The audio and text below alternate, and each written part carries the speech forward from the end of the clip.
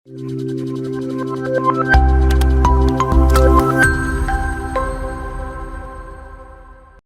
Everyone, ഞാൻ ഐശ്വര്യ. നമ്മൾ social formation and cultural patterns of the medieval world എന്ന് പറയുന്ന പേപ്പറാണ് നമ്മൾ ഡിസ്കസ് ചെയ്യാനായിട്ട് പോകുന്നത്.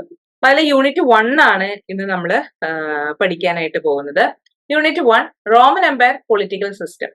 അപ്പൊ റോമൻ എംപയറിന്റെ പൊളിറ്റിക്കൽ ഹിസ്റ്ററിയെ പറ്റിയിട്ടാണ് നമ്മൾ ഈ ഒരു ചാപ്റ്റർ ഡീൽ ചെയ്യുന്നത്. അപ്പൊ നമ്മുടെ ഈ ഒരു ചാപ്റ്ററിന്റെ ലെങ്ത് ബേസ് ചെയ്തുകൊണ്ട് നമ്മുടെ എല്ലാ ചാപ്റ്റേഴ്സും അങ്ങനെ തന്നെയാണ്. നമ്മളൊരു 2 പാർട്ടായിട്ടാണ് ഡിവൈഡ് ചെയ്യുന്നത്, നമുക്ക് പഠിക്കാനുള്ള ഒരു ഈസിനെസ്സിന് വേണ്ടിയിട്ട്. അപ്പോ നമ്മള് മൊത്തം ടോപ്പിക്സിനെ 2 പാർട്ടാക്കി 2 വീഡിയോസ് ആയിട്ടാണ് ചെയ്യുന്നത്. അപ്പൊ അതിന്റെ പകുതി ഈ ഒരു യൂണിറ്റിന്റെ പകുതി നമ്മൾ ഇന്ന് ഡിസ്കസ് ചെയ്യുന്നതായിരിക്കും ഈ ഒരു വീഡിയോനകത്ത്. ബാക്കി പകുതി കണ്ടിന്യൂവേഷൻ നമ്മൾ നെക്സ്റ്റ് വീഡിയോയിലാണ് പറയുന്നുണ്ടാവാം. അപ്പൊ നമുക്ക് ചാപ്റ്ററിലേക്ക് പോവാം. അപ്പൊ നമ്മൾ ഇതിന്റെ ടോപ്പിക്കിന്റെ ഹെഡിങ് പറയുന്നത് പോലെ തന്നെ എന്താണ്, റോമൻ എംപയറിന്റെ പൊളിറ്റിക്കൽ സിസ്റ്റം ആണ് നമ്മൾ നോക്കുന്നത്. അപ്പൊ നമുക്ക് സെക്കൻഡ് ചാപ്റ്ററിൽ നമ്മൾ റോമൻ എംപയർ തന്നെയാണ്, പക്ഷെ അതിന്റെ ഒരു എക്കോണമി, സോഷ്യൽ എലമെന്റ്സ് ഒക്കെയാണ് നമ്മൾ സെക്കൻഡ് ചാപ്റ്ററിൽ ഡിസ്കസ് ചെയ്യുന്നത്. ഇവിടെ പൊളിറ്റിക്കൽ സിസ്റ്റം ആണ് നമ്മൾ ഡീൽ ചെയ്യുന്നത്. അപ്പൊ നമ്മൾ ഈ ഒരു ചാപ്റ്റർ പഠിക്കുമ്പോൾ ഇതിന്റെ പ്രധാന ഉദ്ദേശം എന്തൊക്കെയാണെന്നാണ് ആദ്യം നോക്കുന്നത്. ഒബ്ജക്റ്റീവ്സ് ഓഫ് ദിസ് ചാപ്റ്റർ അതെന്തൊക്കെയാണ്? To understand the political development of the Roman empire. Roman എംപയറിൽ ഉണ്ടായിട്ടുള്ള പൊളിറ്റിക്കൽ ഡെവലപ്മെന്റ്സ് മനസ്സിലാക്കുക. Learn the different organs of the Roman society such as the senate, oligarchical council, assembly etcetera. Roman സ്റ്റേറ്റിലെ different organs, അതായത് senate, oligarchical council, assembly തുടങ്ങിയിട്ടുള്ള ഓർഗൻസിനെ കുറിച്ചിട്ട് മനസ്സിലാക്കുക. അതുപോലെ തന്നെ സൊസൈറ്റിയിലെ വേരിയസ് ഓർഡേഴ്സ് മനസ്സിലാക്കുക, അതിന്റെ ഹൈറാർക്കി മനസ്സിലാക്കുക. അതുപോലെ തന്നെ സൊസൈറ്റിയിൽ ഉണ്ടായിട്ടുള്ള ഡിഫറെന്റ് റിഫോംസ് എങ്ങനെയാണെന്നൊക്കെ മനസ്സിലാക്കുന്നു. അതുപോലെ തന്നെ ഒരു പ്രധാനപ്പെട്ട ടോപ്പിക്കാണ് ഓഗസ്റ്റസ്, അദ്ദേഹത്തിന്റെ കാലഘട്ടം. അത് റോമൻ ചരിത്രത്തിലെ ഒരു പ്രധാനപ്പെട്ട കാലഘട്ടമാണ്. അപ്പൊ ആ ഒരു പീരീഡിനെ കുറിച്ച് മനസ്സിലാക്കുക. ദെൻ ഈ ഒരു റോമൻ എംപയർ എന്തുകൊണ്ട് ഡിക്ലൈൻ ചെയ്തു എന്ന് നമ്മൾ ഈ ഒരു ചാപ്റ്ററിനകത്ത് ഡിസ്കസ് ചെയ്യുന്നതായിരിക്കും. Okay, so as an introduction, നമ്മൾ റോം എന്ന് പറയുന്നത് എവിടെയാണ്? It is located in Italy. ഇറ്റലിയിലാണ് റോം വരുന്നത്. ആൻഡ് റോമൻ എംപയർ എന്ന് പറയുന്നത് ഈ ഇറ്റലി കേന്ദ്രീകരിച്ചുകൊണ്ടുള്ള ഒരു മെഡിറ്ററേനിയൻ വേൾഡ് കംപ്ലീറ്റ്ലി ഇൻക്ലൂഡ് ചെയ്യുന്നതാണ് റോമൻ എംപയർ എന്ന് പറയുന്നത്. അപ്പൊ റോമ ചരിത്രം ആക്ച്വലി സ്റ്റാർട്ട് ചെയ്യുന്നത് 8th സെഞ്ചുറിയോട് കൂടിയാണ്. അപ്പോ ഇതൊരു സ്റ്റാർട്ടിംഗ് പീരീഡിൽ ഇതൊരു പാസ്റ്ററൽ കമ്മ്യൂണിറ്റി മാത്രമായിരുന്നു. സെൻട്രൽ ഇറ്റലി ബേസ് ചെയ്തുകൊണ്ടുള്ള ഒരു പാസ്റ്ററൽ കമ്മ്യൂണിറ്റി ആയിരുന്നു.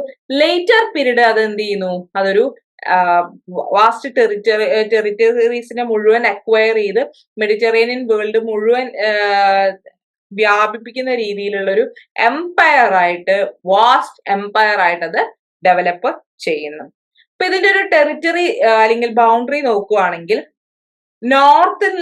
നോർത്തിലെ സ്കോട്ട്ലൻഡ് മുതല് സൗത്ത് ഈജിപ്റ്റ് വരേക്കും, then Portugal in the west to Iraq in the east.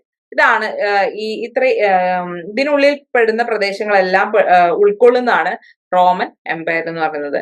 Scotland മുതൽക്ക് ഈജിപ്റ്റ് വരേക്കും, പോർച്ചുഗൽ മുതൽ ഈസ്റ്റിലെ ഇറാഖ് വരേക്കും നീണ്ടു കിടക്കുന്ന ഒരു വലിയൊരു സാമ്രാജ്യമായിരുന്നു റോമൻ എംപയർ. ഇനി ഈ ചാപ്റ്ററിനകത്ത് നമ്മൾ ഈ ഒരു റോമൻ എംപയറിന്റെ ഹിസ്റ്റോറിക്കൽ ഫേസസ്, അതായത് ഏർലി ഫേസസ് നോക്കൂ. Early history of Rome as kingdom, then republic, പ്രിൻസിപ്പേറ്റിനെ തന്നെയാണ് നമ്മൾ ഓഗസ്റ്റസിന്റെ കാര്യം പറഞ്ഞില്ലേ, അദ്ദേഹത്തിന്റെ കാലഘട്ടത്തെയാണ് നമ്മൾ പ്രിൻസിപ്പേറ്റ് എന്ന് പറയുന്നത്.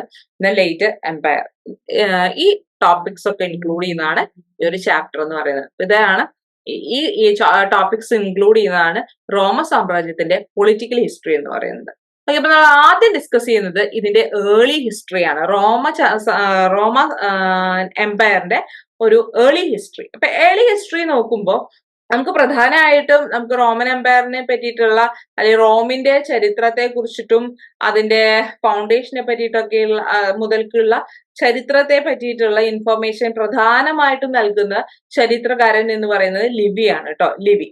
ഓക്കെ, അപ്പൊ റോം എന്ന് പറയുന്നത് ബേസിക്കലി നമ്മൾ പറഞ്ഞു പാസ്റ്ററൽ കമ്മ്യൂണിറ്റി ആണ് അവിടെ ഉണ്ടായിരുന്നത്, സെൻട്രൽ ഇറ്റലിയെ ബേസ് ചെയ്തുകൊണ്ട് എന്ന് പറഞ്ഞു. ഇപ്പൊ പാസ്റ്ററൽ കമ്മ്യൂണിറ്റി എന്ന് പറയുമ്പോൾ ദേ കീപ് കാറ്റിൽസ്, പിഗ്സ്, അതായത് ഈ പറയുന്ന പിഗ്സ്, കാറ്റ്സ്, ഗോഡ്സ്, ഷീപ്പിനെയൊക്കെ ഡൊമസ്റ്റിക്കേറ്റ് ചെയ്തിരുന്ന ആളുകളായിരുന്നു ഈ റോമിൽ ഉണ്ടായിരുന്നത്. ആൻഡ് അത് ഒരു ഏർലി ഹിസ്റ്ററിയാണ് നമ്മൾ പറയുന്നത്. ഒരു എന്താണ് ഓർഗനൈസ്ഡ് പൊളിറ്റിക്കൽ സിസ്റ്റം ഡെവലപ്പ് ചെയ്യുന്നതിന് മുമ്പായി ഉള്ള കാര്യം. അപ്പൊ ആ ഒരു പീരീഡിൽ എന്താണ് സ്കാറ്റേർഡ് ആയിട്ടുള്ള വില്ലേജസ് ആണ് ഉണ്ടായിരുന്നത്. ഒരു സെൻട്രലൈസ്ഡ് ഒരു സിസ്റ്റം ആയിരുന്നില്ല. സ്കാറ്റേർഡ് വില്ലേജസിലെ ആളുകള് ഈ പറയുന്ന ജീവിച്ചു പോന്നിരുന്നു. അവര് ഈ ഡൊമസ്റ്റിക്കേഷൻ നടത്തിയിരുന്നു. And they speak language of Indo European origin. അത് ഒരു പ്രോട്ടോ ലാറ്റിൻ ടൈപ്പ് ആയിട്ടുള്ള ഇൻഡോ യൂറോപ്യൻ ഒറിജിനിൽ വരുന്ന ലാംഗ്വേജ് ആണ് അവര് സ്പീക്ക് ചെയ്തിരുന്നത്. ഇനി ഇതിന്റെ ഫൗണ്ടേഷനെ കുറിച്ച് പറയുകയാണെങ്കിൽ, അത് റോമൻ എംപയറിന്റെ ഫൗണ്ടേഷനെ കുറിച്ചിട്ട് പറയുകയാണെങ്കിൽ, റോമ സാമ്രാജ്യത്തിന്റെ അല്ല, റോമിന്റെ ചരിത്രത്തിന്റെ അല്ലെങ്കിൽ റോം സിറ്റിയുടെ ഒരു എസ്റ്റാബ്ലിഷ്മെന്റ് ഫൗണ്ടേഷനെ കുറിച്ച് പറയുകയാണെങ്കിൽ, ഇതൊരു ലെജൻഡറി സ്റ്റോറിയാണ്. ഇതിനെ പറ്റിയിട്ട് നിലനിൽക്കുന്നത് മിത്തിക്കൽ സ്റ്റോറിയാണ്. എട്രൂസ്കാൻ ലെജൻഡ് ആണ് കേട്ടോ. എട്രൂസ്കാൻ കമ്മ്യൂണിറ്റിയുടെ ഇടയിൽ നിലനിൽക്കുന്ന ഒരു മിത്തിക്കൽ സ്റ്റോറിയാണ്. അത് പ്രകാരം ഈ ഒരു സിറ്റി ഫൗണ്ട് ചെയ്യുന്നത് 753 and it was founded by 2 brothers. റോമുലസും റമസും ചേർന്നുകൊണ്ടാണ് city of Rome was constructed in 753 എന്നാണ് ലെജൻഡ്. ഓക്കെ, അപ്പൊ റോമുലസിന്റെയും റമസിന്റെയും ഒരു പിക്ചർ ആണ് അവിടെ നമ്മൾ തന്നിരിക്കുന്നത്. ഇതൊരു ഞാൻ പറഞ്ഞ പോലെ ഒരു ലെജൻഡറി സ്റ്റോറിയാണ്. ഈ ഒരു വോൾഫിന്റെ ഫീഡ് ചെയ്യുന്നതാണ് ഈ റോമുലസിനെയും റമസിനെയും. അപ്പോ വോൾഫ് എന്ന് പറയുന്നത് അത് അവരുടെ ഒരു ഫോസ്റ്റർ മദർ ആയിട്ടാണ് കണക്ക്. റോമുലസിന്റെയും റമസിന്റെയും ഒരു ഫോസ്റ്റർ മദർ ആണ് വോൾഫ് എന്ന് പറയുന്നത്. അപ്പൊ ആ വോൾഫ് ആണ് ഇവരെ ഫീഡ് ചെയ്തിരുന്നത് എന്നൊക്കെ ഒരു ലെജൻഡറി സ്റ്റോറി നിലനിൽക്കുന്നുണ്ട്. അപ്പോ ഈ ഒരു ലെജൻഡ് പ്രകാരം Romulus and Remus build the city. So ഇവരെ മെയിൻലി ഈ ടൈബർ റിവർ, ഇറ്റലിയിലെ ടൈബർ റിവർ ബേസിനിൽ സെറ്റിൽ ചെയ്ത 2 വ്യക്തികളാണ്. അവരാണ് അവിടെ ഈ സിറ്റി ഫൗണ്ട് ചെയ്യുന്നത്. അതുകൊണ്ടാണ് പേരും റോം എന്നുള്ള പേര് വരുന്നതെന്നും. സോ ഈ ടൈബർ റിവർ ഇവിടെ റോമിനെ ഒരു ട്രേഡ് റൂട്ട് ഡെവലപ്പ് ചെയ്യാനായിട്ടും സഹായിക്കുന്ന ഒരു ഘടകം കൂടിയാണ്. ഇനി ഇതിന്റെ ഒരു കൾച്ചർ, റോമിന്റെ ഒരു കൾച്ചർ എടുത്ത് നോക്കുകയാണെങ്കിൽ ഒരു മിക്സ്ഡ് ആയിട്ടുള്ള ഒരു കൾച്ചർ നമുക്ക് ഡെവലപ്പ് ചെയ്യുന്നതായിട്ട് കാണാം. അതായത് ഇതിന്റെ ഒരു റോമിന്റെ ഒരു സദേൺ പാർട്ട് എടുക്കുകയാണെങ്കിൽ ഗ്രീക്ക് കോളനീസ് ആണ്, ആൻഡ് നോർത്തേൺ പാർട്ടിലെ എട്രൂസ്കാൻ സെറ്റിൽമെന്റ് ആണുള്ളത്. അപ്പൊ ഈ രണ്ടിന്റെയും, അതായത് ഗ്രീക്കിന്റെയും എട്രൂസ്കാൻസിന്റെയും കൾച്ചറൽ മിക്സ് അവിടെ ഉണ്ടാവുന്നുണ്ട്. അപ്പൊ ഒരു 2 കൾച്ചർ അവിടെ ഡെവലപ്പ് ചെയ്യുന്നുണ്ട്. അതുകൊണ്ട് തന്നെ ഒരു it is considered a crossing juncture of Etruscan and Greek culture. And നമ്മൾ നേരത്തെ പറഞ്ഞ Romulus, he is considered to be the first king of 7 kings who ruled over Rome from 753 to 509. അതുപോലെ തന്നെ റോമിന്റെ ഒരു പൊളിറ്റിക്കൽ ഡെവലപ്മെന്റില് എട്രൂസ്കാൻസിനും ഒരു വലിയൊരു ഇൻഫ്ലുവൻസ് അല്ലെങ്കിൽ റോൾ ഉള്ളതായിട്ട് കാണുന്നുണ്ട്. ആൻഡ് റൂൾ റോം ഓവർ എന്താണ് ഒരു 100 വർഷത്തിന് മേലത്തോളം, അതായത് 616 മുതൽക്ക് 510 വരേക്കും ഒരു എട്രൂസ്കാൻ ക്ലാൻ അല്ലെങ്കിൽ ട്രൈബ്സിന്റെ ഒരു അല്ലെങ്കിൽ ആ ഒരു കമ്മ്യൂണിറ്റിയുടെ ഒരു റൂൾ കൂടെ റോം ഫേസ് ചെയ്യുന്നുണ്ട്. സോ their റൂൾ, അതായത് എട്രൂസ്കാൻ റൂള് ആണ് it brought about urbanisation and Rome became for the first time an important center of trade. അപ്പൊ ഇവരുടെ ഒരു ഭരണകാലഘട്ടത്തിലാണ് അർബൻ ഡെവലപ്മെന്റും അതുപോലെ തന്നെ ഒരു ട്രേഡിന്റെ ഡെവലപ്മെന്റ് ഒക്കെ റോമിൽ ഉണ്ടാവുന്നത്. സോ അവര് എട്രൂസ്കാൻ കമ്മ്യൂണിറ്റി ക്യാപിറ്റോളിന്റെയും അതുപോലെ പാലന്റൈൻ ഹില്ലിന്റെയും ഇടയിലുള്ള ഒരു മാർഷ് ലാൻഡ് അവര് കൃഷിക്ക് അനുയോജ്യമാക്കി അവിടെ കൃഷി അല്ലെങ്കിൽ അഗ്രികൾച്ചറൽ ഡെവലപ്മെന്റ് ഉണ്ടാക്കുകയും അതിന്റെ ഭാഗമായിട്ട് ഒരു എന്താണ് ഒരു അഗ്രേറിയൻ പ്രൊഡക്ടിവിറ്റി ഇൻക്രീസ് ചെയ്യാനൊക്കെ അവർക്ക് സാധിച്ചിട്ടുള്ള ആളുകളാണ് എട്രൂസ്കാൻ കമ്മ്യൂണിറ്റി എന്ന് പറയുന്നത്. ആൻഡ് അവരുടെ റിലീജിയസ് പ്രാക്ടീസും ഇവൻ ഈ മറ്റ് റോമൻസിനെ ഇൻഫ്ലുവൻസ് ചെയ്യുകയും അവരതിനെ ആക്സെപ്റ്റ് ചെയ്യുകയും ചെയ്യുന്നുണ്ട്. അതിന്റെ ഭാഗമായിട്ട് അവരുടെ റിലീജിയസ് കൾട്ടിന്റെ ടെമ്പിൾസ് ഒക്കെ റോമില് ബിൽഡ് ചെയ്യുന്നുണ്ട്. സോ ഈ ഒരു പീരീഡിൽ ഒരുപാട് പൊളിറ്റിക്കൽ ചേഞ്ചസ് അല്ലെങ്കിൽ ഡെവലപ്മെന്റ്സ് ഉണ്ടാവുന്നുണ്ട്. സെൻസസ് സിസ്റ്റം ഡെവലപ്പ് ചെയ്യുന്നുണ്ട്. ബേസിക്കലി ആർമി റിക്രൂട്ട്മെന്റിന് വേണ്ടിയിട്ടാണ് അതിന് വേണ്ടിയിട്ട് പ്രോപ്പർട്ടി ഒരു ക്ലാസിഫിക്കേഷൻ നടത്താൻ വേണ്ടിയിട്ട് സെൻസസ് ഡെവലപ്പ് ചെയ്യുന്നു. അതുപോലെ തന്നെ പുതിയ പൊളിറ്റിക്കൽ സെറ്റപ്പ് അല്ലെങ്കിൽ പൊളിറ്റിക്കൽ അസംബ്ലി അവർ ഡെവലപ്പ് ചെയ്യുന്നുണ്ട്, ആണ് കൊമിറ്റ സെഞ്ചുറിയാറ്റ എന്ന് പറയുന്നത്. ഈ 6th സെഞ്ചുറിയോട് കൂടിയാണ് പിന്നീട് ഈ എട്രൂസ്കൻ പവർ ടോട്ടലി ഡിക്ലൈൻ ചെയ്യുന്നത് കേട്ടോ, 6th സെഞ്ചുറി BC കൂടി. സോ റോമിലെ ലാസ്റ്റ് എട്രൂസ്കൻ കിങ്ങിനെ എക്സ്പെൽ ചെയ്തു എന്നുള്ളതാണ് ബിലീഫ് പറയുന്നത്. നമുക്ക് ക്ലിയർ ആയിട്ടുള്ള വലിയ ഇൻഫർമേഷൻ ഒന്നും ഇതിനെ പറ്റിയിട്ട് അവൈലബിൾ അല്ല. It is to be said that the last Etruscan king have been expelled. അതിനുശേഷമാണ് റിപ്പബ്ലിക് 509 റിപ്പബ്ലിക് എസ്റ്റാബ്ലിഷ് ചെയ്യുന്നത് കേട്ടോ. The republic was set up in 509 BC. അതിനുശേഷമുള്ള ഒരു പീരീഡ് ആണ് നമുക്ക് കുറച്ചും കൂടി എന്താണ് ഡീറ്റെയിൽ ആയിട്ട് പഠിക്കാനായിട്ടുള്ളത്, റിപ്പബ്ലിക്കിന്റെ ഫോർമേഷന് ശേഷം. അപ്പൊ ഇനി അതാണ് നമ്മൾ നോക്കാനുള്ളത്. അപ്പൊ അതിന് മുമ്പുള്ള ഒരു ഏർലി ഹിസ്റ്ററി ആണ് അത്. നമുക്ക് ഒരുപാടൊന്നും അതിനെ കുറിച്ചിട്ടുള്ള ഇൻഫർമേഷൻസ് അവൈലബിൾ അല്ല. ഉള്ള ഇൻഫർമേഷൻസ് ആണ് നമ്മളിപ്പോ ഷെയർ ചെയ്യുന്നത്. ഇനി establishment of Roman republic and military expansion, ഇതാണ് നെക്സ്റ്റ് ടോപ്പിക്. അപ്പൊ അതിന് നമ്മള് 2 phases ആയിട്ടാണ് ഇതിനെ പഠിക്കുന്നത്. റോമൻ റിപ്പബ്ലിക്കിന്റെയും അല്ലെങ്കിൽ മിലിറ്ററി എക്സ്പാൻഷന്റെയും 2 phases ആണ് നമ്മൾ നോക്കുന്നത്. കോൺക്വസ്റ്റിന്റെ 2 phases. അപ്പൊ ഫസ്റ്റ് ഫേസ് എന്ന് പറയുന്നത് ഒരു പീരീഡ് ഓഫ് ഇനീഷ്യൽ കൺസോൾട്ടേഷൻ ആണ്. അതായത് ആ ഒരു പ്രദേശത്ത് ഇറ്റലിയോട് ചേർന്ന് കിടക്കുന്ന പ്രദേശങ്ങളെയൊക്കെ കോൺക്വസ്റ്റ് ചെയ്യുന്നു. നമ്മൾ സെക്കൻഡ് ഫേസിലാണ് മൊത്തമുള്ള ഒരു മെഡിറ്ററേനിയൻ വേൾഡ് മൊത്തം റോമ സാമ്രാജ്യത്തിന്റെ കീഴിലേക്ക് എങ്ങനെ കൊണ്ടുവന്നു എന്നുള്ളത് നോക്കുന്നത്. അപ്പൊ നമുക്ക് ഫസ്റ്റ് ഫേസ് നോക്കാം. First phase of the conquest. So Roma ചരിത്രത്തിലെ ഒരു ഫണ്ടമെന്റൽ ഇവന്റ് ആയിട്ടാണ് ഈ റിപ്പബ്ലിക്കിന്റെ എസ്റ്റാബ്ലിഷ്മെന്റിനെ ഈ റോമിനെ പറ്റി എഴുതുന്ന എല്ലാ ചരിത്രകാരന്മാരും നോക്കി കാണുന്നത്. അപ്പോ 509 നമ്മൾ പറഞ്ഞു എട്രൂസ്കൻ ഡൈനാസ്റ്റി ടോട്ടലി അതിന്റെ ലാസ്റ്റ് റൂളറിനെ എക്സ്പെൽ ചെയ്യുന്നു. അതോടുകൂടി അവിടുത്തെ എട്രൂസ്കൻ ഭരണം അവസാനിക്കുന്നു. ദെൻ അവിടെ റിപ്പബ്ലിക് എസ്റ്റാബ്ലിഷ് ചെയ്യുന്നു. സോ ഈ റിപ്പബ്ലിക് ഗവൺമെന്റിനെ ഗവേൺ ചെയ്തിരുന്നത് 2 കൗൺസിൽസ് ആണ് കേട്ടോ. 2 councils governed the republic, Roman republic. So അവരുടെ തന്നെ ഈ ഇറ്റലിയോട് ചേർന്ന് കിടക്കുന്ന അല്ലെങ്കിൽ ആ ടെറിറ്ററിയിലെ തന്നെ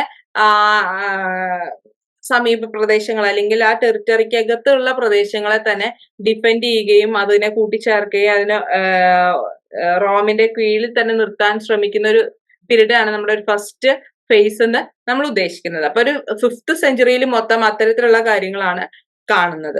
സോ അതിന് വേണ്ടിയിട്ട് ഒരു ലീഗ് റോം ഫോം ചെയ്യുന്നുണ്ട്. അതിനോട് ചേർന്ന് കിടക്കുന്ന ലാറ്റിൻ സിറ്റീസിനെയൊക്കെ കൂട്ടിച്ചേർന്നുകൊണ്ടുള്ള ഒരു ലീഗാണ് അത്. സോ 406 നമ്മള് നേരത്തെ പറഞ്ഞ എട്രൂസ്കൻ കമ്മ്യൂണിറ്റിയുടെ സിറ്റി ആയിട്ടുള്ള എട്രൂസ്കൻ സിറ്റി ഓഫ് വേ അത് അറ്റാക്ക് ചെയ്യുന്നുണ്ട്. ആൻഡ് 396 അത് കോൺകർ ചെയ്യുന്നു. സോ സെൻട്രൽ ഇറ്റലിയിലെ റോമിന്റെ അധികാരം എസ്റ്റാബ്ലിഷ് ചെയ്തതിന് ശേഷം സദേൺ ഇറ്റലിയിലേക്ക് അവര്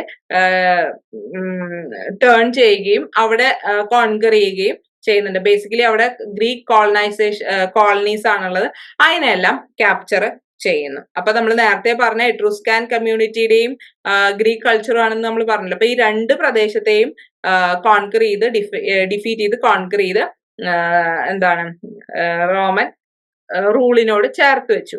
സോ അതിനുവേണ്ടി ഗ്രീക്ക് കോളനീസുമായിട്ട് വാറും അല്ലെങ്കിൽ ബാറ്റിൽസ് ഫൗട്ട് ചെയ്യുകയും അതില് റോമൻ റൂളേഴ്സിനെ വിൻ ചെയ്യാനും സാധിക്കുന്നുണ്ട്. അപ്പൊ അങ്ങനെ ഈ ഒരു സമീപ പ്രദേശത്തുള്ള ഇതിന്റെ ടെറിട്ടറീസിനെ തന്നെ കോൺകർ ചെയ്യലാണ് ഫസ്റ്റ് ഫേസ് എന്ന് പറയുന്നത്. ഇനി സെക്കൻഡ് ഫേസ് ആണ് നമ്മൾ പറഞ്ഞില്ലേ മൊത്തമുള്ള ഈ മെഡിറ്ററേനിയൻ വേൾഡിനെ കോൺകർ ചെയ്യാണ് സെക്കൻഡ് ഫേസിൽ ഉദ്ദേശിക്കുന്നത്. അപ്പൊ അതിന്റെ ഭാഗമായിട്ടാണ് പ്യൂണിക് വാർ, നിങ്ങൾ കേട്ടിട്ടുണ്ടാവും പ്യൂണിക് വാർ എന്ന് പറയുന്നത് നടത്തുന്നത്. സീരീസ് ഓഫ് പ്യൂണിക് വാറുകൾ ഉണ്ടാകുന്നുണ്ട്. മെയിൻലി 3 പ്യൂണിക് വാർസ് ഉണ്ടാവുന്നുണ്ട്, 3 എണ്ണം. Mainly it was fought against Carthage. പൊണേഷ്യയുടെ കോളനി ആയിട്ടുള്ള കാർത്തേജ് അഗെയിൻസ്റ്റ് ആണ് ഇത് ഫൗട്ട് ചെയ്യുന്നത്. സോ ഈ ഒരു പ്യൂണിക് വാറില് ഒബ്വിയസ്ലി റോമൻ റൂളേഴ്സ് വിൻ ചെയ്യുന്നു. അതിന്റെ ഭാഗമായിട്ട് ഈ പറഞ്ഞ സിസിലി, സ്പെയിൻ, ആഫ്രിക്ക എല്ലാം റോമൻ പ്രോവിൻസസിന്റെ ഭാഗമായിട്ട് അല്ലെങ്കിൽ റോമൻ ടെറിറ്ററിയുടെ റോമൻ റൂളിന്റെ ഭാഗമാവുന്നു, റോമൻ റിപ്പബ്ലിക്കിന്റെ ഭാഗമാവുന്നു. Then again in Macedonia, the Roman Republic fought against Macedonia. അതുപോലെ തന്നെ മറ്റ് ഗ്രീക്ക് സ്റ്റേറ്റ്സിനെ ഫൗട്ട് ചെയ്യുന്നു. അതിന്റെ എല്ലാം കൺട്രോള് ഈ റോമിന് ലഭിക്കുന്നു.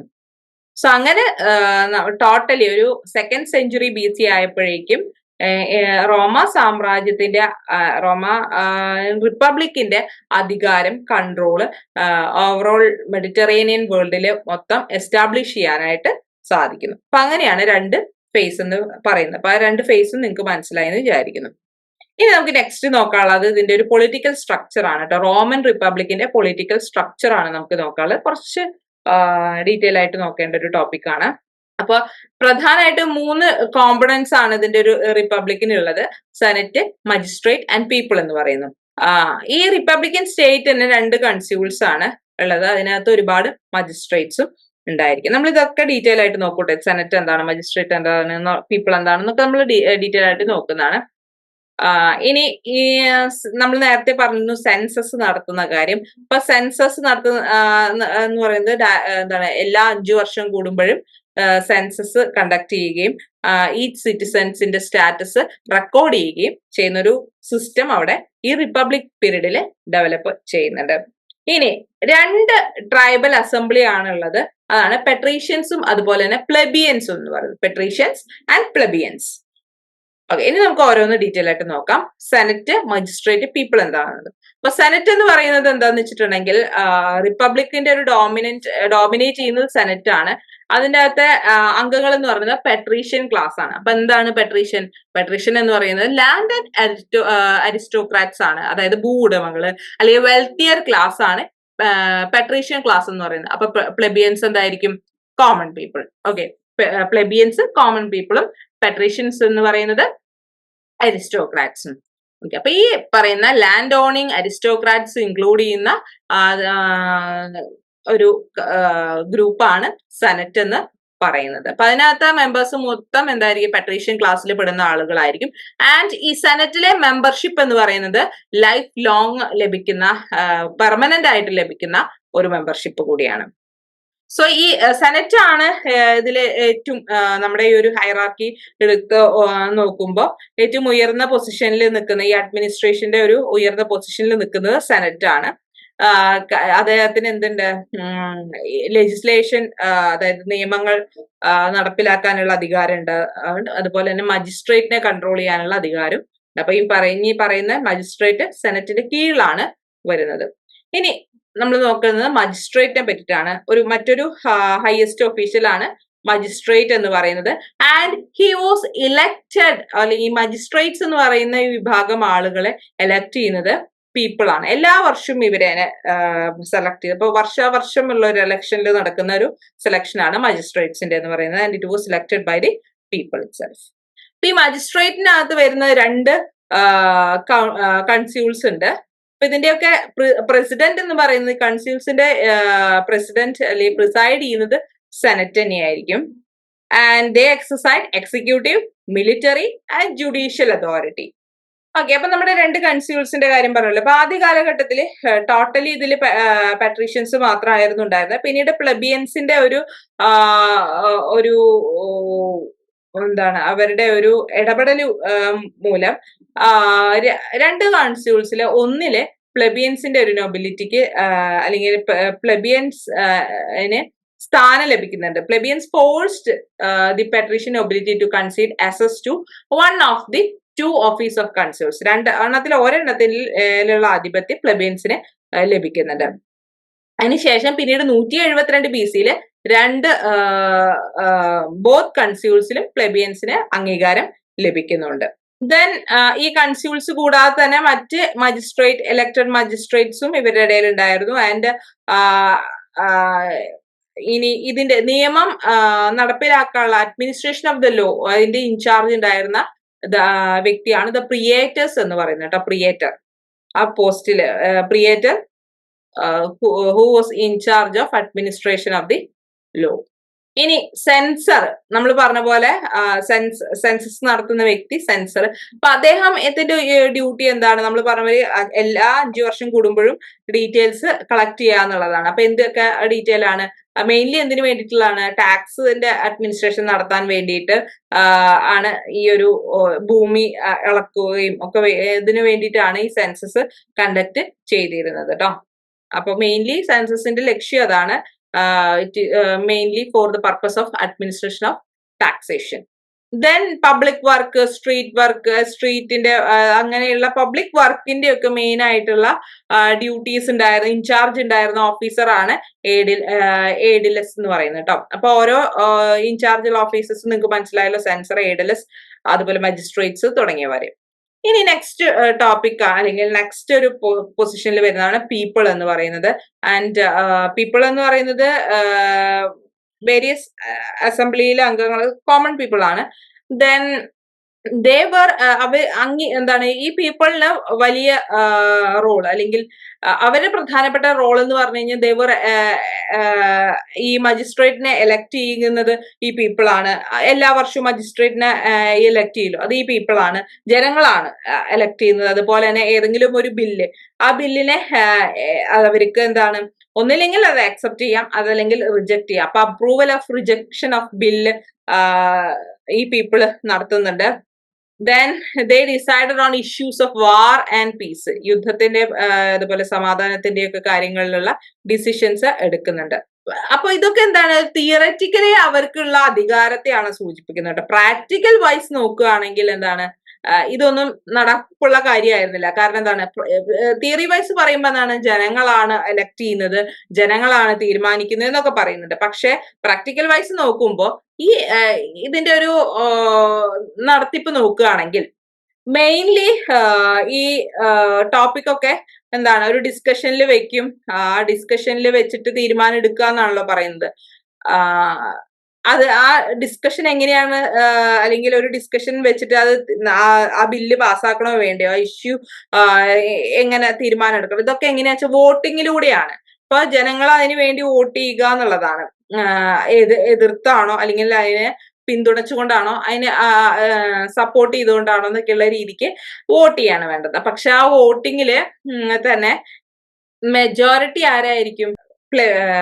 പെട്രീഷ്യൻ ക്ലാസ്സിലുള്ളവരായിരിക്കും. അപ്പൊ അവരുടെ തീരുമാനം തന്നെയാണ് അവിടെ നടപ്പിലാവുന്നത് കേട്ടോ. ഇനി നമുക്ക് നോക്കാനുള്ളത് അസംബ്ലീസിനെ പറ്റിയിട്ടാണ്. 2-3 തരത്തിലുള്ള അസംബ്ലീസ് ഉണ്ടായിരുന്നു ആ പീരീഡിൽ. ആ 3 അസംബ്ലീസ് ഏതൊക്കെയാണെന്നാണ് ഇനി നോക്കുന്നത്. ഇപ്പൊ ഈ അസംബ്ലിയുടെ ഒരു അസംബ്ലിയെ പറയുന്ന കൊമീഷ്യ എന്നുള്ളതാണ്. കൊമീഷ്യയുടെ മീനിങ് തന്നെ എന്താണ്? പ്ലേസ് വെർ പീപ്പിൾ അസംബിൾഡ് എന്നാണ് കൊമീഷ്യയുടെ മീനിങ് എന്ന് പറയുന്നത്. അതുകൊണ്ടാണ് ഇനിയിപ്പോ നിങ്ങൾ പറയുന്ന അസംബ്ലിയിലൊക്കെ നമുക്ക് ഒരു കൊമീഷ്യ എന്നുള്ള വേർഡ് കാണാം. അപ്പൊ comitia means the people were assembled, the place were people assembled. അപ്പൊ ആ റോമൻ അസംബ്ലിനെ കൊമീഷ്യ എന്ന് പറയുന്നു. അതിൽ തന്നെ പ്രധാനപ്പെട്ട ഒരു കൊമീഷ്യയാണ് comitia curiata. It was the assembly of all citizens, എല്ലാ ജനങ്ങളുടെയും ഒരു അസംബ്ലിയാണ് കൊമീഷ്യ കുറിയാത്ത എന്ന് പറയുന്നത്. ആൻഡ് നമ്മൾ ഈ കുറിയാത്തയിലെ കുറിയ മീൻസ് എന്താണെന്ന് വെച്ചാൽ ട്രൈബൽ യൂണിറ്റ് എന്നാണ് അതിന്റെ അർത്ഥം വരുന്നത്. അപ്പൊ ട്രൈബൽസിനെ എല്ലാം ഉൾക്കൊള്ളിക്കുന്ന ഒരു അസംബ്ലി എന്നാണ് അതുകൊണ്ട് ഉദ്ദേശിക്കുന്നത്. അപ്പൊ മെയിൻലി ഈ ഇതിനകത്ത് 30 മെമ്പേഴ്സ് ഇൻക്ലൂഡ് ചെയ്യുന്ന 3 ട്രൈബ്സിനെയാണ് ഈ ഒരു കൊമീഷ്യ കുറിയാത്തയിലെ മെമ്പേഴ്സ് എന്ന് പറയുന്നത്. 30 മെമ്പേഴ്സ് ആണുള്ളത്. അത് 3 ട്രൈബ്സിൽ നിന്നാണ് വരുന്നത്. അപ്പൊ ഈച്ച് ട്രൈബില് 10 persons എന്നുള്ള രീതിയിൽ. ആൻഡ് ഇനി curiata had no right to discuss matter, it could simply accept or reject. ഒന്നില്ലെങ്കിൽ അവർക്ക് ആക്സെപ്റ്റ് ചെയ്യാം, അല്ലെങ്കിൽ നമ്മൾ നേരത്തെ പറഞ്ഞല്ലോ അവർക്ക് ആക്സെപ്റ്റ് ചെയ്യാനോ റിജക്ട് ചെയ്യാനോ സാധിക്കും പീപ്പിളിന്. പക്ഷെ അവർക്ക് എന്താണ് ഒരു ഡിസ്കഷൻ നടത്താനായിട്ടുള്ള അധികാരമൊന്നും കുറിയാത്തക്ക് ഉണ്ടായിരുന്നില്ല. സോ അപ്പൊ ആരാണ് തീരുമാനം എടുക്കുന്നത്, ഡിസിഷൻ എടുക്കുന്നത് മെയിൻലി മജിസ്ട്രേറ്റ്സ് അല്ലെങ്കിൽ പ്രീസ്ലി ഓഫീസേഴ്സ്, അങ്ങനെയുള്ള ആളുകളാണ് ഇതില് പ്രധാനമായിട്ടുള്ള ഡിസിഷൻ എടുക്കുന്നത്. ഇനി ഇതിനകത്ത് മെമ്പേഴ്സ് എന്ന് പറഞ്ഞു കഴിഞ്ഞിട്ടുണ്ടെങ്കിൽ ബോത്ത് പ്ലെബിയൻസും പെട്രീഷ്യൻസും ഉൾക്കൊള്ളുന്നതാണ് കുറിയാത്ത. അപ്പൊ ഇങ്ങനെ ഒരു ഈ മൊത്തം പ്ലെബിയൻസ് നമ്മൾ നേരത്തെ പറഞ്ഞല്ലോ, ഇവർക്ക് തിയറിറ്റിക്കലാണ് വോയിസ് ഉണ്ടായിരുന്നത് എന്നുള്ളത്. അപ്പൊ അതിനുള്ള റീസൺ നമ്മൾ പറയുന്നത് പ്ലെബിയൻസും പെട്രീഷ്യൻസും ഇതിലെ അംഗങ്ങളാണ്. ഇപ്പൊ പെട്രീഷ്യൻസിന്റെ സംഖ്യ ആയിരിക്കും കൂടുതൽ ഉണ്ടായിരിക്കുക. പ്ലെബിയൻസ് എന്ന് പറഞ്ഞു കഴിഞ്ഞിട്ടുണ്ടെങ്കിൽ അവരുടെ ഒരു മൊത്തം ഇതിലെ ഒരു 1% ആണ് റെപ്രസെന്റ് ചെയ്തിട്ട് അവരെ മൊത്തം റെപ്രസെന്റ് ചെയ്തിട്ടുണ്ട് ഒരാളായിരിക്കും ഉണ്ടാവുക. അപ്പൊ വോട്ടിംഗ് സിസ്റ്റം വരുമ്പോ ആ ഒരു വോട്ടായിരിക്കില്ല ലഭിക്കുന്നത്. ഇപ്പൊ ഇനി റിജക്ഷനോ മറ്റോ ഉണ്ടെങ്കിൽ. അപ്പൊ അതുകൊണ്ടാണ് പറയുന്നത് ഈ തിയററ്റിക്കൽ വേഴ്സസിൽ തിയററ്റിക്കലി മാത്രമാണ് എന്ത് ഇവർക്ക് അധികാരം ഉണ്ട് എന്ന് പറയുന്നത്. പ്ലെബിയൻസ് പാട്രീഷ്യൻസ് തന്നെയാണ് ഇതിലെ തീരുമാനങ്ങളെല്ലാം എടുത്തിരുന്നത്. സോ ഇങ്ങനെ വന്നപ്പോ കൂടുതലായിട്ട് പ്ലെബിയൻസിന്റെ ഇടയിൽ എന്തുണ്ടാവുന്നുണ്ട്, ഒരുപാട് ഇതിനോട് റിജക്ഷൻ ഉണ്ടാവുന്നു, ഈ ഒരു സിസ്റ്റത്തിനോട് റിജക്ഷൻ ഉണ്ടാവുന്നുണ്ട്, അല്ലെങ്കിൽ ഇതിനെ എതിർക്കാനായിട്ട് തുടങ്ങുന്നത്. അതിന്റെ ഭാഗമായിട്ടാണ് മറ്റൊരു അസംബ്ലി രൂപീകരിക്കാനായിട്ടുള്ള കാരണമായിട്ട് മാറുന്നത്. അതാണ് കൊമീഷ്യ സെഞ്ചൂറിയാത്ത എന്ന് പറയുന്നത് കേട്ടോ. ഇനി നെക്സ്റ്റ് നമുക്ക് കൊമീഷ്യ സെഞ്ചൂറിയാത്ത എന്താണെന്ന് നോക്കണം. അപ്പൊ അതിന് മുമ്പ് ഈ കൊമീഷ്യ കുറിയാത്തയെ പറ്റി പറയുകയാണെങ്കിൽ they could retain the right to sanction or rejection any matters passed by the centuriata ഇപ്പൊ നെക്സ്റ്റ് പറയുന്ന ഒരു അസംബ്ലി ഉണ്ടല്ലോ, കൊമീഷ്യ സെഞ്ചൂറിയാത്ത. അപ്പൊ അവിടെ എടുക്കുന്ന ഈ അസംബ്ലിയിൽ പാസ്സാക്കുന്ന തീരുമാനങ്ങള് റിജക്ട് ചെയ്യണോ അത് സാങ്ഷൻ ചെയ്യണോ എന്ന് തീരുമാനിക്കുന്നത് കുറിയാത്തയാണ് കേട്ടോ. ഇനി അപ്പൊ കൊമീഷ്യ കുറിയാത്ത എന്താണെന്ന് നോക്കാം. നമ്മുടെ കൊമീഷ്യ സെഞ്ചൂറിയത്ത് എന്താണെന്ന് നോക്കാം. സെഞ്ചൂറിയത്ത് എന്ന് പറയുന്നത് കുറിയാത്ത പോലെ തന്നെ മറ്റൊരു ആളുകളുടെ ഓൾ സിറ്റിസൺസിന്റെ ഒരു അസംബ്ലി തന്നെയാണ്. അതിനകത്തും എന്തുണ്ട്, പ്ലെബിയൻസിന്റെയും പെട്രീഷ്യൻസിന്റെയും പാർട്ടിസിപ്പേഷൻ ഉണ്ട്. സോ ഇതിന്റെ ഗ്രൂപ്പിംഗിലാണ് ഡിഫറൻസ് വരുന്നത്. നേരത്തെ നമ്മൾ പറഞ്ഞ എന്താണ് 30 മെമ്പേഴ്സ് ആണെന്ന് പറഞ്ഞു അല്ലെ, 30 പീപ്പിൾസ് ആണ് അതിനകത്തുള്ളത്. 3 ട്രൈബ്സ് വെച്ചിട്ട് 3 ട്രൈബ്സിൽ 10 ആളുകൾ വെച്ചിട്ട്. ഇവിടെ വരുമ്പോഴോ 193 സെഞ്ചുറി ആണ് ഉള്ളത്. ഓക്കെ,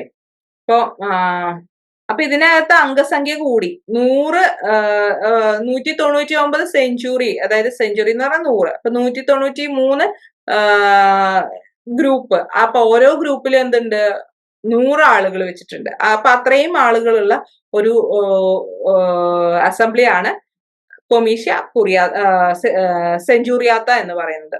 അപ്പൊ ഇതിനെ മെയിൻലി നേരത്തെ 3 ക്ലാസിഫിക്കേഷൻ നടത്തിയിട്ടുണ്ടെങ്കിൽ ഇവിടെ 5 ക്ലാസ് ആയിട്ടാണ് ഇതിനെ ഡിവൈഡ് ചെയ്യുന്നത്. ഈ മൊത്തം ആളുകളെ 5 ക്ലാസ്സസ് ആയിട്ട് ഡിവൈഡ് ചെയ്യുന്നു. അതിൽ ആദ്യത്തെ 3 ക്ലാസ്സും അതിനകത്ത് മൊത്തം വരുന്നത് പെട്രീഷ്യൻ ക്ലാസ്സിൽ പെടുന്ന ആളുകളാണ് കേട്ടോ. ലാസ്റ്റത്തെ ഒരു ക്ലാസ്സിലാണ് നമ്മുടെ സിറ്റിസൺസ് അല്ലെങ്കിൽ കോമൺ പീപ്പിള് വരുന്നത്. സോ ഇവിടെയും എന്താണ്, തീരുമാനം എടുക്കുന്നത് വോട്ടിങ്ങിലൂടെയാണ്. പക്ഷെ വോട്ടിംഗ് എങ്ങനെയാണ് കണക്കാക്കുന്നത്? ഒരു സെഞ്ചുറിക്ക് ഒരു വോട്ടാണുള്ളത്. അതായത് ഒരു മൊത്തം 100 പേരടങ്ങുന്ന ഒരു ഗ്രൂപ്പ് ഉണ്ടല്ലോ, അവര് മൊത്തത്തിൽ ഒരു വോട്ടാണ് ചെയ്യേണ്ടത്. ഓരോ ആളുകൾക്ക് വോട്ട് ചെയ്യാനുള്ള അധികാരമില്ല. മൊത്തം ആ ഒരു ഗ്രൂപ്പിനെ എന്താണ് ഒരു വോട്ടാണുള്ളത്. അങ്ങനെ ഈച്ച് 193 അത്തരത്തിലുള്ള ഗ്രൂപ്പ് ഉണ്ടല്ലോ അതിനെ അപ്പൊ ടോട്ടൽ 193 വോട്ടുകളാണ് ഉണ്ടാവുക. ഇത്തിരി കൺഫ്യൂഷൻ ആണെങ്കിലും കാര്യം മനസ്സിലായെന്ന് വിചാരിക്കുന്നു. കൊമീഷ്യ കുറിയാത്ത എന്ന് പറയുന്നത് ഇവിടെ 193 സെഞ്ചുറി, അതായത് 100 മെൻ അടങ്ങുന്ന 193 ഗ്രൂപ്പുകളാണുള്ളത്. അതിന് മൊത്തത്തിൽ 5 ക്ലാസ്സസ് ആയിട്ട് ഡിവൈഡ് ചെയ്യുന്നു. അതിൽ 3 ക്ലാസ് എന്ന് പറയുന്നത് ലാൻഡഡ് അരിസ്റ്റോക്രാറ്റ്സ് ആണുള്ളത്. ബാക്കി ലാസ്റ്റത്തെ ഒരു ഇത് മാത്രമാണ് കോമൺ പീപ്പിൾ വരുന്നത്.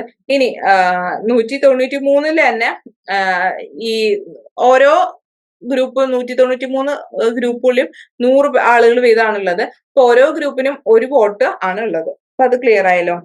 സോ ഇവിടെ ആരുടെ വോയിസ് ആയിരിക്കും കൂടുതലായിട്ട് നിൽക്കുന്നുണ്ടാവുക? പെട്രീഷ്യൻസിന്റെ. അഗെയിൻ പെട്രീഷ്യൻ ക്ലാസ് തന്നെയാണ് അവിടെ മുന്നിട്ട് നിൽക്കുന്നുണ്ടാവുക.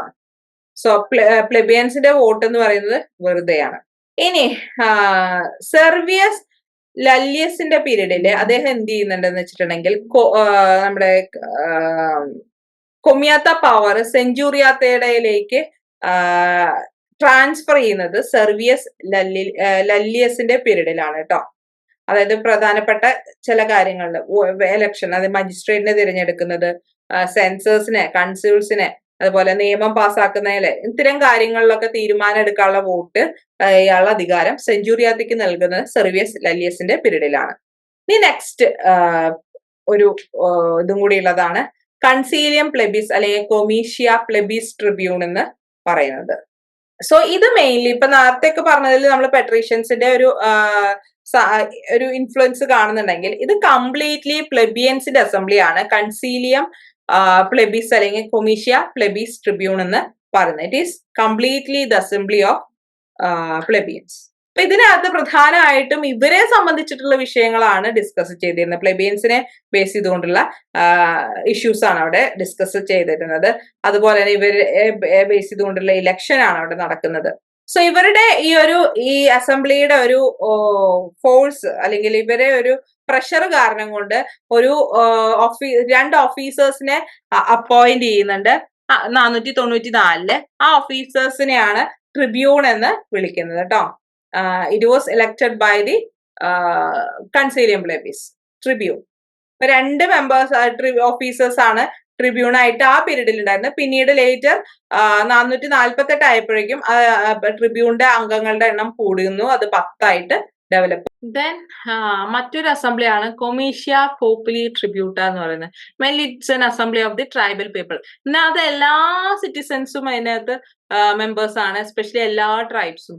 അപ്പൊ എല്ലാ മെയിൽ അഡൽട്ടും ഈ അസംബ്ലിയിലെ അംഗങ്ങളായിരുന്നു എന്നാണ് ഇതിന്റെ ഒരു പ്രത്യേകത എന്ന് പറയുന്നത്. ഓക്കെ, നെക്സ്റ്റ് ടോപ്പിക് ആണ് political struggle between the orders. Okay, അതാണ് നെക്സ്റ്റ് ടോപ്പിക് എന്ന് പറയുന്നത്. അപ്പൊ പെട്രീഷ്യൻസും പ്ലെബിയൻസും തമ്മിലുള്ള ഒരു സ്ട്രഗിൾ ആണ് മെയിൻലി ഇതുകൊണ്ട് ഉദ്ദേശിക്കുന്നത് കേട്ടോ. അപ്പൊ പെട്രീഷ്യൻസ് എന്ന് പറയുന്നത് നമ്മൾ പറഞ്ഞു ലാൻഡ് ഓണിങ് അരിസ്റ്റോക്രാറ്റ്സ് ആണ്. അപ്പൊ അവര് മെയിൻലി എന്താണ് ഒരു മൊണോപ്പൊളി എൻജോയ് ചെയ്ത് പൊളിറ്റിക്കൽ സോഷ്യൽ എക്കണോമിക് പവറിന്റെ ഒരു മൊണോപ്പൊളി എൻജോയ് ചെയ്യുന്ന ആളുകളാണ് പെട്രീഷ്യൻസ് എന്ന് പറയുന്നത്. പ്ലെബിയൻസോ ഒരു പുവർ സിറ്റിസൺസ് ആണ്.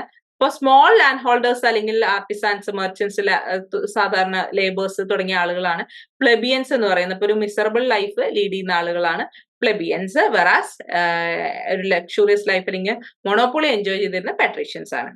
ഇനി ഇത് കൂടാതെ ഒരു ബിസിനസ് ക്ലാസ്, അതായത് മെഡിറ്ററേനിയൻ വേൾഡ് എൻലാർജ് ചെയ്ത് മെഡിറ്ററേനിയൻ വേൾഡിലേക്ക് മൊത്തമായിട്ട് റോമൻ എംപയറിന്റെ ഒരു ഡെവലപ്മെന്റ് ഉണ്ടാവുന്ന ഒരു സാഹചര്യത്തിലും പുതിയ ഒരു ക്ലാസ് അവിടെ ഡെവലപ്പ് ചെയ്യുന്നുണ്ട്. അതാണ് ബിസിനസ് ക്ലാസ്.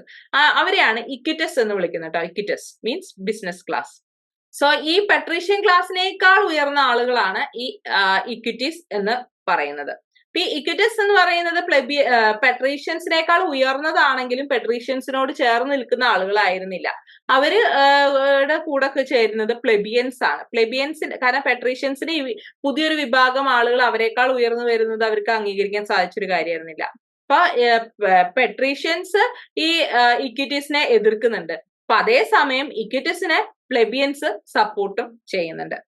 സോ ഈ ഒരു കോൺഫ്ലിക്റ്റ് 5th സെഞ്ചുറിയോട് കൂടിയിട്ട് ഈ ഇക്വിറ്റീസും പ്ലെബിയൻസും ഇറങ്ങുന്ന ഒരു ക്ലാസും പെട്രീഷ്യൻസും തമ്മിലുള്ള ഒരു സ്ട്രഗിൾ അവിടെ ഡെവലപ്പ് ചെയ്യുന്നതായിട്ട് കാണാനായിട്ട് സാധിക്കും. സോ ഇതിനെ പറ്റിയിട്ടുള്ള ഇൻഫർമേഷൻസ് നമുക്ക് റോമൻ സോഴ്സസിൽ നിന്ന് ലഭിക്കുന്നുണ്ട്. അപ്പൊ അത് സൂചിപ്പിക്കുന്ന എന്താ വെച്ചാൽ ഇവര് തമ്മിൽ സ്ട്രഗിളുകൾ നടക്കുന്നുണ്ടെങ്കിൽ ഇത് ഒരു ബ്ലഡ് ഷെഡ് ഉണ്ടാക്കിയിട്ട് ഒരു തരത്തിലുള്ള ഒരു ബ്ലഡ് ഷെഡ് അല്ലെങ്കിൽ ഒരു വയലന്റ് ഫോമിലുള്ള ഒരു സ്ട്രഗിൾ ഒന്നും ഇവർ തമ്മിൽ ഉണ്ടായിരുന്നില്ല എന്നുള്ളതാണ്. പ്രധാനമായിട്ടുള്ള കാരണം എന്താണ്? ഇവർക്ക് പരസ്പരം അധികാരത്തിന് വേണ്ടി ഇവർ കോൺഫ്ലിക്ട് ചെയ്യുന്നുണ്ടെങ്കിലും ഇവർക്ക് എന്താണ് പരസ്പര സഹായം ഇല്ലാതെ മുന്നോട്ട് പോകാൻ പറ്റില്ല എന്നുള്ള ഒരു അറിവ് ഇവർക്കുണ്ട്. കാരണം എന്താന്ന് വെച്ചിട്ടുണ്ടെങ്കിൽ പെട്രീഷ്യൻസിനാണെങ്കിൽ ഇവർക്ക് ആർമി ലീഡ് ചെയ്യണം എന്നുണ്ടെങ്കിൽ ഈ ഒരു പ്ലെബിയൻസിന്റെ സഹായം വേണം. ഈ പ്ലെബിയൻസിനെയാണ് ഇവര് ആർമിയിലേക്ക് റിക്രൂട്ട് ചെയ്യുന്നത്. അത് മെയിൻലി പെസൻട്രി ഗ്രൂപ്പിൽ നിന്നാണ് ഈ ആർമിയിലേക്ക് ആളുകളെ പെട്രീഷ്യൻസ് റിക്രൂട്ട് ചെയ്തിരിക്കുന്നത്. അപ്പൊ അങ്ങനെ റിക്രൂട്ട് ചെയ്യണമെങ്കിൽ ഇവരുടെ സഹായം വേണം. നേരെ തിരിച്ചും എന്താണ് ഒരു പ്രൊട്ടക്ഷൻ എന്നോണം പ്ലെബിയൻസിന് പെട്രീഷ്യൻസിന്റെ സഹായം വേണം. അപ്പൊ ഒരു കോംപ്രമൈസിലൂടെ എന്താണ് ഒരു സ്ട്രഗിൾ നടക്കുന്നുണ്ടെങ്കിലും പിന്നീട് എന്താണ് അവർ കോംപ്രമൈസിനും തയ്യാറാവുന്നുണ്ട്. ഇനി നമുക്ക് ഈ കോൺഫ്ലിക്റ്റിനെ തന്നെ നമുക്ക് രണ്ടായിട്ട് ഡിവൈഡ് ചെയ്യാനായിട്ട് 2 ഫേസസ് ആയിട്ട് ഡിവൈഡ് ചെയ്യാം. അപ്പൊ അതിന്റെ ഫസ്റ്റ് ഫേസ് ഓഫ് കോൺഫ്ലിക്റ്റ് എന്ന് പറയുന്നത് first phase of the conflict and changes in the constitution. അപ്പൊ അതിന്റെ ഭാഗമായിട്ട് ഒരു കോൺഫ്ലിക്റ്റിന്റെ ഭാഗമായിട്ട് വന്നിട്ടുള്ള ചേഞ്ചസും എന്താണെന്നാണ് നോക്കുന്നത്. അപ്പൊ ഒരു ഫസ്റ്റ് ഫേസ് എന്ന് പറയുന്നത് നമ്മുടെ ഒരു 5th സെഞ്ചുറി BC കാണുന്നതാണ്. അപ്പൊ ഈ ഒരു കോൺഫ്ലിക്റ്റിന്റെ ഭാഗമായിട്ട് ഡെവലപ്പ് ചെയ്യുന്ന ഒരു കോഡ് ഓഫ് ലോ ആണ് 12 ടേബിൾസ് എന്നറിയപ്പെടുന്നത്. അപ്പൊ 12 പട്ടികയുള്ള ഒരു നിയമമാണ് മുന്നോട്ട് വെക്കുന്നത്. ആര്? ഈ ഒരു പ്ലെബിയൻസ് അവരെ പ്രൊട്ടക്ഷന് വേണ്ടിയിട്ട് മുന്നോട്ട് വെക്കുന്നതാണ്. അപ്പൊ 450 BC-യിലാണ് 12 ടേബിൾസ് എന്ന് പറയുന്ന ഈ കോഡ് ഓഫ് ലോ ഡെവലപ്പ് ചെയ്യുന്നത്. അപ്പൊ അതിനകത്ത് നിന്ന് അതായത് ഇത് എന്തിനെതിരെയാണ്? ഈ പെട്രീഷ്യൻ ക്ലാസ്സിൽ പെടുന്ന ആളുകളുടെ ആർബിട്രറി റൂൾ അല്ലെങ്കിൽ ആർബിട്രറി ആക്ടിനെതിരെ ആയിട്ടാണ് ഇവർ ഈ 12 ടേബിൾസ് മുന്നോട്ട് വെക്കുന്നത്. അപ്പൊ അതിലൂടെ എന്താണ് ഈ ഒരു പെട്രീഷ്യൻസിന്റെ ഒരു ജുഡീഷ്യൽ അതോറിറ്റി റെഡ്യൂസ് ചെയ്യുന്നതായിട്ട് കാണാനായിട്ട് സാധിക്കും. അപ്പൊ ഈ കാണുന്നതാണ് ആ 12 ടേബിൾ എന്ന് പറയുന്ന ടേബിൾ എന്ന് പറഞ്ഞാൽ ഓരോന്നിലും ഓരോ ആവശ്യങ്ങളാണ് മുന്നോട്ട് വെക്കുന്നത്.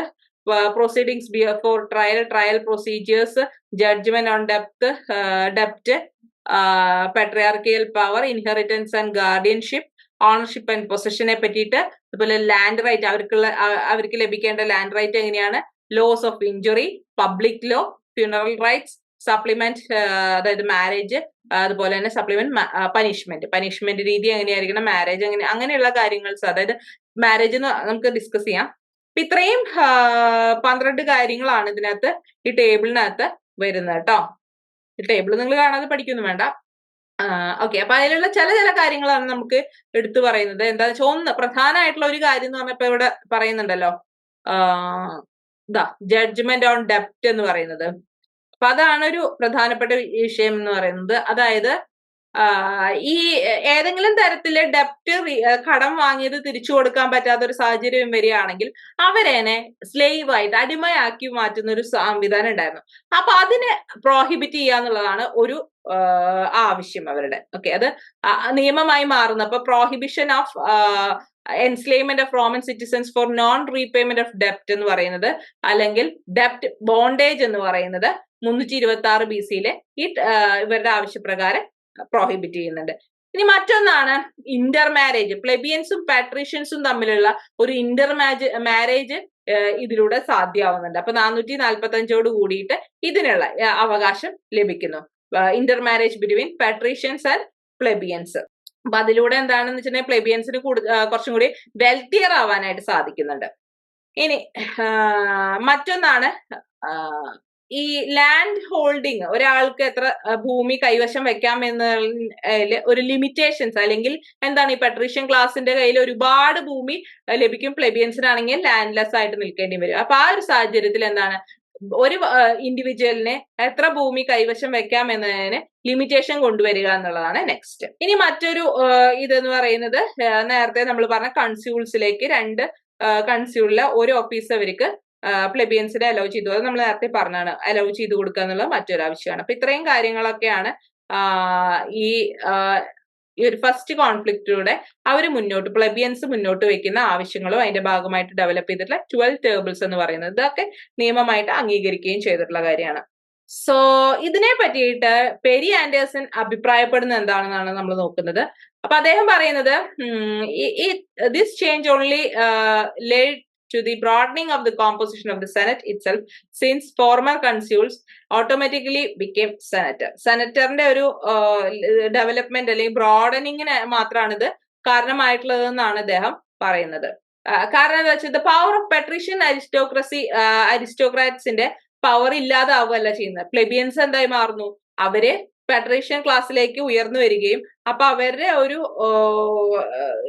വെൽത്ത്, പ്ലെബിയൻസ് കുറേ കൂടി വെൽത്തിയർ ആവുകയും അവര് ഈ പെട്രീഷ്യൻസിനെ പോലെ ആവുകയും ചെയ്യാണ് ചെയ്തിട്ടുള്ളത്. അല്ലാതെ ഒരു വിഭാഗം ആളുകൾ കേട്ടോ, ഒരു വിഭാഗം പ്ലെബിയൻസ് എന്താണ് വെൽത്തിയർ ആയി മാറുന്നു, പെട്രീഷ്യൻസിനെ പോലെ ഡെവലപ്പ് ചെയ്യുന്നു. അപ്പൊ അവിടെ ഒരു പ്ലെബിയൻസിൽ തന്നെ ഒരു ഡിഫറൻസ് ഉണ്ടാവുന്നുണ്ട്, വെൽത്തിയർ പ്ലെബിയൻസും പുവർ ആയിട്ടുള്ള പ്ലെബിയൻസ് എന്നുള്ളത്. അപ്പൊ വെൽത്തിയർ പ്ലെബിയൻസിന്റെ എന്താണ് സ്റ്റാറ്റസ് ഡെവലപ്പ് ചെയ്യുന്നുണ്ട്, പക്ഷെ പുവർ പ്ലെബിയൻസ് അവര് വീണ്ടും അവരുടെ അവകാശങ്ങൾക്ക് വേണ്ടി സ്ട്രഗിൾ ചെയ്യുന്ന ഒരു അവസ്ഥയിൽ തന്നെ നിലനിൽക്കുകയാണ് ചെയ്തിട്ടുള്ളത്. സോ അതിന് വേണ്ടിയിട്ടാണ്, അപ്പൊ ആ ഒരു അവസ്ഥയിലാണ് ഒരു ട്രൈബൽ അസംബ്ലി അവര് സെറ്റ് അപ്പ് ചെയ്യുന്നത്. നമ്മുടെ നേരത്തെ നമ്മൾ പറഞ്ഞ കൺസീലിയം പ്ലെബിസ് എന്ന് പറയുന്നത് ട്രൈബൽ അസംബ്ലി സെറ്റപ്പ് ചെയ്യുന്നത്. ആൻഡ് അതിന്റെ ഭാഗമായിട്ടാണ് ഇതൊക്കെ നമ്മൾ പറഞ്ഞ കാര്യമാണ്. ട്രിബ്യൂൺസ് 2 ട്രിബ്യൂൺസ് ഡെവലപ്പ് ചെയ്യുന്നു, പിന്നീട് അത് 10 ഡെവലപ്പ് ചെയ്യുന്നതൊക്കെ നമ്മൾ പറഞ്ഞതാണ്. ഇപ്പൊ ഈ ട്രിബ്യൂൺസിൽ 2 ഓഫീസേഴ്സ് ഉണ്ടായിരുന്നു, പിന്നീട് അത് 10 ആയിട്ട് മാറുന്നു. ഓക്കെ, ഇത്രയാണ് ഇതിന്റെ ഭാഗമായിട്ട് ആ 12 ടേബിൾസും അതിന്റെ ഭാഗമായിട്ട് ഉണ്ടായിട്ടുള്ള ഡെവലപ്മെന്റ്സ് എന്ന് പറയുന്നത്. ഇനി ഇതിൽ തന്നെ ഈ ഒരു ഫസ്റ്റ് കോൺഫ്ലിക്റ്റിന്റെ ഭാഗമായിട്ട് ഉണ്ടായിട്ടുള്ള സിഗ്നിഫിക്കന്റ് ചേഞ്ചസ് എന്തൊക്കെയാണെന്നുള്ളതാണ്. മെയിൻലി നമ്മൾ പറഞ്ഞു പ്ലെബിയൻസിന്റെ ഒരു ഡെവലപ്മെന്റ് ഉണ്ടാവുന്നുണ്ട്. അപ്പോൾ പ്ലെബിയൻസിന്റെ ഒരു ഇൻട്രസ്റ്റ് അവിടെ ഡെവലപ്പ് ചെയ്യുന്നു. അതുപോലെ തന്നെ ഈ പറഞ്ഞ പോലെ ട്രിബ്യൂൺസിന്റെയും ട്രൈബൽ അസംബ്ലീസിന്റെയും ഡെവലപ്മെന്റ് അവിടെ ഉണ്ടാവുന്നുണ്ട്. ഇപ്പോ കോമൺ പീപ്പിളിന്റെ അല്ലെങ്കിൽ പ്ലെബിയൻസിന്റെ അവർ റെപ്രസെന്റ് ചെയ്യുന്ന ഒരു അസംബ്ലി അവിടെ ഡെവലപ്പ് ചെയ്യുക എന്നുള്ള ഒരു സിഗ്നിഫിക്കന്റ് ചേഞ്ച് ആണ്. ഈ ഒരു ഫസ്റ്റ് കോൺഫ്ലിക്റ്റിന്റെ ഭാഗമായിട്ട് ഉണ്ടായിട്ടുള്ള ചേഞ്ച് ആണ് കേട്ടോ അത്. സോ പിന്നെ ഈ മറ്റൊന്നാണ് പ്ലെബിയൻസിന്റെ ഇടയിൽ തന്നെ ഒരു വെൽത്തിയർ പ്ലെബിയൻസിന്റെ ഒരു ഡെവലപ്മെന്റ് ഉണ്ടാവുന്നുണ്ട് എന്നുള്ളത്. ഓക്കെ, ഒരു വെൽത്തിയർ ക്ലാസ് അവിടെ ഡെവലപ്പ് ചെയ്യുന്നു.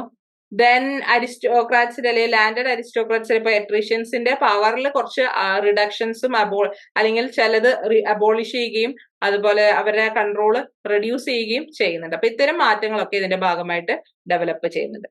നെക്സ്റ്റ് നോക്കാനുള്ളത് second phase of the conflict ആണ്. ഫസ്റ്റ് ഫേസ് നിങ്ങൾക്ക് മനസ്സിലായല്ലോ, second phase of the conflict ആണ്.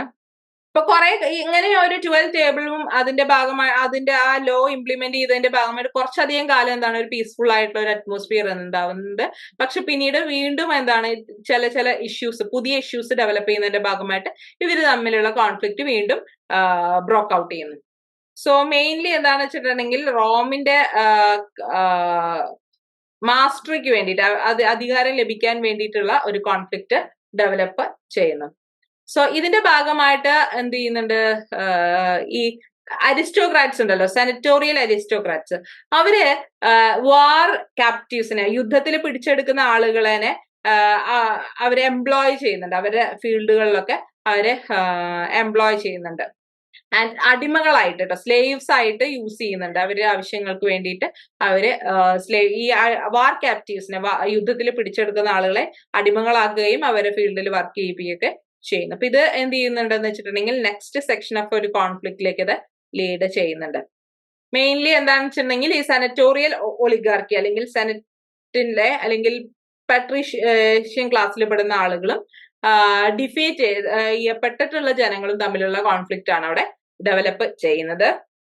സോ ഈ ഒരു കോൺഫ്ലിക്റ്റ്, ഇപ്പൊ സെക്കൻഡ് കോൺഫ്ലിക്റ്റ് ആര് തമ്മിലാണ്?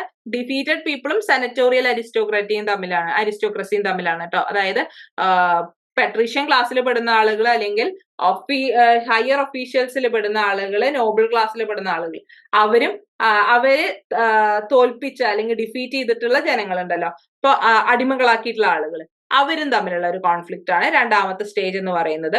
അപ്പൊ ഈ അടിമകളാക്കിയിട്ടുള്ള ഈ ആളുകളെ വിളിക്കുന്ന ഈ ഇൻസ്റ്റിറ്റ്യൂഷനെയാണ്, സ്ലേവറിയുടെ ഒരു ഇൻസ്റ്റിറ്റ്യൂഷനെയാണ് ലാറ്റിഫൂണ്ടിയ എന്ന് വിളിക്കുന്നത് കേട്ടോ. Latifundia, it means the institution of slavery. അപ്പൊ ഒരു ഗ്രൂപ്പ് ഓഫ് സ്ലേവ്സിനെയാണ് ലാറ്റിഫൂണ്ടിയ എന്ന് പറയുന്നത്. ആൻഡ് ഈ ആളുകളെ എന്ത് ചെയ്യുന്നു, ഈ സെനറ്റോറിയൽ അരിസ്റ്റോക്രസി അവരുടെ ലാൻഡില് പണിയെടുക്കാനായിട്ട് ഉപയോഗിക്കുകയാണ്. അപ്പൊ അവര് നടത്തിയിട്ടുള്ള ഒരു സ്ട്രഗിൾ ആണ് രണ്ടാമത്തെ ഒരു കോൺഫ്ലിക്റ്റ് എന്ന് പറയുന്നത്. അപ്പൊ രണ്ടും മനസ്സിലായല്ലോ, ഫസ്റ്റ് ഫേസും സെക്കൻഡ് ഫേസും. അപ്പൊ ഇത്രയാണ് നമ്മുടെ ഇന്നത്തെ ഒരു വീഡിയോനകത്ത് നമ്മൾ ഇൻക്ലൂഡ് ചെയ്തിട്ടുള്ളത്. ബാക്കി കാര്യങ്ങളെല്ലാം നമുക്ക് നെക്സ്റ്റ് വീഡിയോയിൽ ഡിസ്കസ് ചെയ്യാം. അപ്പോ ഇന്ന് എടുത്ത ഈ ടോപ്പിക്സ് എല്ലാം നിങ്ങൾക്ക് ക്ലിയർ ആയെന്ന് വിചാരിക്കുന്നു. Thank you.